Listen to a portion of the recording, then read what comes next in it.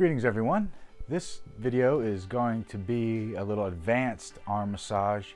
We're going to work on some muscles of the forearm, specifically the Brachioradialis. But actually before we do the massage video, I'm going to go over some of the superficial muscles of the arm and forearm. Now there's a lot of muscles, there's several layers of muscles in the forearms. We're not really going to get into those layers. We're just going to get into the superficial ones that most people have issues with. So we're going to start out with the muscles, do a nice little overlay, and then we're going to show a little advanced technique on working the brachioradialis muscle. So enjoy the video. All right, so first on the anterior arm muscles, we'll talk about the deltoid. And the deltoid muscle is going to attach to the deltoid tuberosity of the humerus, and basically it's going to do flexion and ab or abduction of the humerus. Next muscle is the biceps brachii, and that's a two-headed muscle.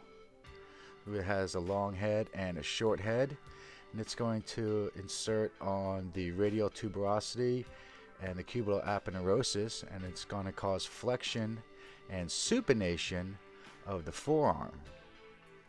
Very important muscle. Two-headed muscle, crosses two joints, so it's going to perform several actions. Next muscle we're going to talk about is the brachioradialis, and that's going to originate on the lateral epicondyle of the humerus and actually insert into the styloid process of the radius. So it's only going to act on the elbow joint and cause flexion of the elbow. Flexor Carpi ulnaris muscle, and that's going to attach to the medial epicondyle of the humerus and insert onto the pisiform. Pisiform's a carpal bone to cause flexion and abduction of the wrist. Next muscle is the Flexor Carpi radialis muscle that also originates on the medial epicondyle of the humerus and inserts on the base of the second and third metacarpals, and it flexes and abducts the wrist.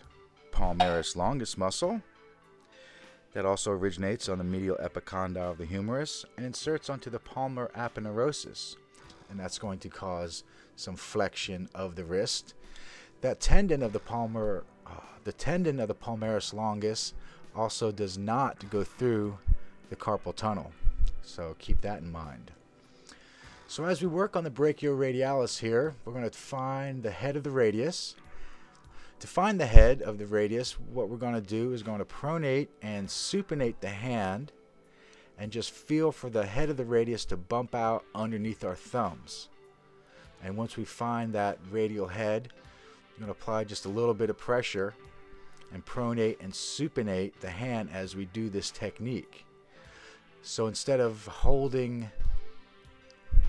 using cross fiber friction just with our thumb and wearing ourselves out by using the small muscles that we have, by applying pressure and just pronating and supinating the client's arm, we can be very efficient in this technique and won't wear ourselves out as we do the massage.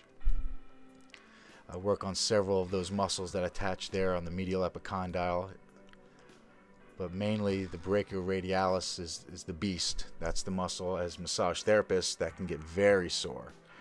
The model here is a massage therapist, and luckily I don't have the audio for this session because he was experiencing quite a lot of discomfort during this session. And there's brachioradialis. We'll see you next week.